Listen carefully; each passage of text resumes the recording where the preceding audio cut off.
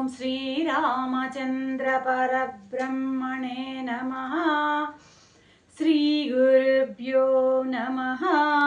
శ్రీమాత్రే నమః. శ్రీ గణేశాయ నమః.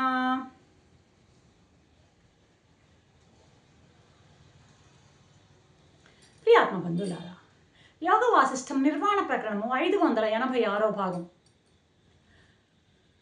చూడాలా అంటోంది సికిధ్వజంతో. శరీరాన్ని కదిలించేది ఏదో తెలుసయ్యా నీకు, మనసే. నీ సంకల్పం ప్రకారమే, నీ మనో సంకల్పం ప్రకారమే నీ శరీరం కదులుతుంటుంది. కదలడమే కాదు, శరీరంలో ఏ పని జరిగినా కూడాను దానికి ఎవరు ఆ యొక్క చైతన్య శక్తి ఏది అంటే మనసు నుండే ఆ శక్తి లభిస్తుంది. ఇప్పుడు ఒక రథం అనుకుందాం, శరీరం ఒక రథం అనుకుందాం. కఠోపనిషత్తులు చాలా చక్కగా చెప్తాడు ఈ ఉదాహరణగా దీన్ని. దానికి ఒక డ్రైవరు, ఆ రథం అంటే మనం మామూలుగా కారు తీసుకుందాం, కారు, శరీరం ఒక కారు. దీంట్లో ఆ డ్రైవర్ పోస్ట్లో ఎవరుంటుందని మనస్సు అనమాట. మనస్సే డ్రైవర్ అనమాట. ఆ మనస్సు కదిలిస్తే కదులుతుంది కారు, శరీరం.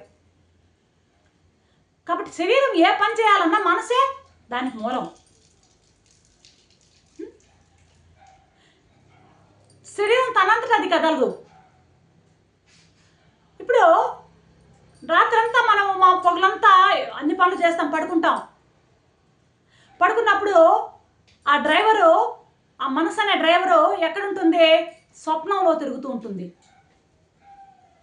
స్వప్నంలో తిరుగుతూ ఉంటుంది. మళ్ళీ జాగ్రత్తకు పొద్దున లేచినప్పుడు మళ్ళీ తిరిగి జాగ్రత్తలో మళ్ళీ స్టార్ట్ చేస్తుంది అనమాట అన్ని పనులకి.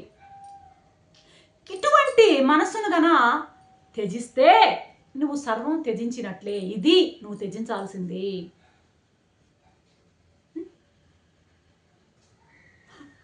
ఇక్కడ నీవు అనొచ్చు, మనసును కంట్రోల్ నువ్వు చేసుకోవడం ద్వారా, మనస్సుని పూర్తిగా దాన్ని అమనస్కం చేసుకోవడం ద్వారా నీవు సర్వాన్ని త్యజించినటువంటి వాటి ఆ కోవలోకి నువ్వు వస్తావు. ఇక్కడ ఏంటంటే, ఇక్కడ మళ్ళీ మనం ఏంటంటే ఒకటి రెండు, ఇప్పుడు ఒక వస్తువుని మనసును త్యజిస్తే సర్వం త్యజించినట్లే అనుకున్నాం కదా.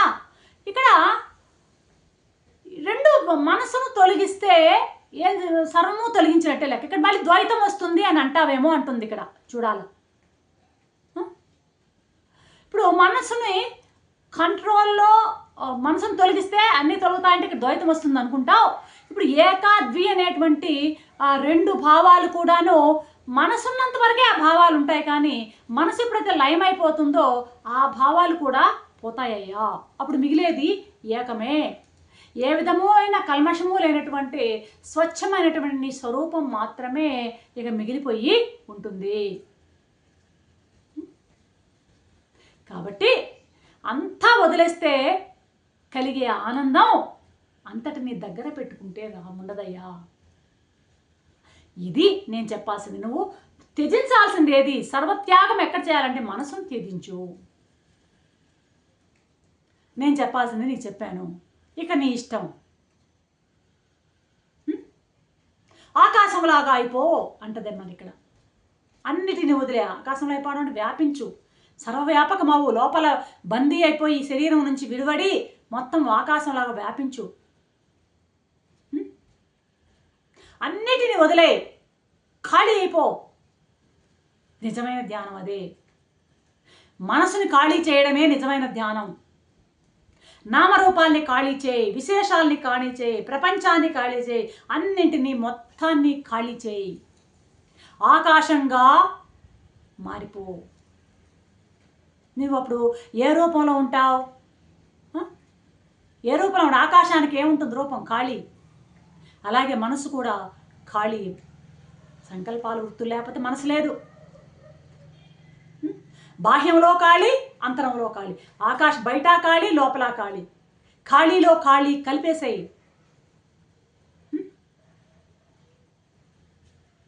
ఇక అంతా సర్వవ్యాపకమైనటువంటి సచిదానంద పరమాత్మగా నిలిచిపోతావు. కాబట్టి ఇది నేను చెప్పినటువంటి ఉపదేశం నీకు అనేసరికి సిగిధ్వజుడు, బా ఇంత గొప్ప బోధ చేశాడినా, ఎన్ని నేర్చుకోవాల్సిన విషయాలని బోధ ద్వారా నేను నేర్చుకున్నాను. కాబట్టి ఇంత నేను అర్థం చేసుకున్నది ఏంది, చిత్తాన్ని కనుక త్యజించినట్టయితే సర్వము త్యజించినట్లే అన్న భావం నాకు ఇప్పుడు కదా అర్థమైంది. మరి చిత్తాన్ని త్యజిస్తే సర్వం త్యజించినట్టే అని చెప్తున్నారు మీరు. మరి ఎలా ఆ త్యజించడం ఎలా, ఆ పద్ధతి కూడా చెప్పండి, సెలవియండి. ఇంత బోధ చేశారు మీరు, ఈ ఒక్క మాట కూడా చెప్పండి అంటున్నాడు. వెంటనే కుంభుడు చెప్తున్నాడు, మనసుని వదలడం ఎలా అంటున్నావా? ఆ మనసు దేని మీద ఆధారపడి ఉందో దాన్ని తెలుసుకో ముందు. ఆ మూలాన్ని కనుక నువ్వు తెలుసుకున్నావంటే దాన్ని వదలడం సులభం. దేని మీద ఆధారపడి ఉందో తెలుసా? మనసు వాసన. ఈ వాసనలు ఈరోజు నిన్న వచ్చినవి కావు, ఎన్నో జన్మల నుండి మనలో పేరుకుపోయి ఉన్నాయి. ఇవి పొరలుగా ఉన్నాయి. పొరలుగా కోటాను కోట్ల జన్మల నుండి పేరుకుపోయి ఉన్నాయి. ఆ వాసనలు అనేటువంటి ఆ పొరలు ఏం చేస్తున్నాయి? నీ మనసుని నిలవనీయకుండా చేస్తున్నాయి. కాబట్టి నేను చెప్తున్నా చూడు, ఈ మనసు అనేది వాసనలపై ఆధారపడింది. వాసనలు వృత్తులు అవుతాయి, వృత్తులే మనస్సు. అది గ్రహించు. అందుకనే వాసనలుతో ఉంటుంది కాబట్టి దీని చిత్తం అనే పేరు వచ్చింది. ఇంప్రెషన్స్, కోట్లాది వాసనలు, ఎన్నో జన్మల నుంచి వచ్చిన వాసనలన్నీ పేరుకుపోయి ఉన్నాయి దాంట్లో. అందుకే దాని చిత్తము అని అంటున్నాం. ఈ వాసనలన్నీ మనం మరణించేటప్పుడు కారణ శరీరంలో ఉండి అలా బయటపడతాయి. కాబట్టి ఈ వాసనలు అనేటువంటి మనసు అనేటువంటి వృక్షానికి బీజాలు ఏంటంటే వాసనలే. నేను అనే భావం కనుక మనం చూస్తుంటాం. నేను అనే భావం ఉందే, ఇదే పెద్ద వాసన అంటుంది. చూడాలి ఇక్కడ. ఆ నేను అనే భావం, ఆ పెద్ద వాసన నుండే అన్ని వాసనలు పుట్టుకొచ్చాయి.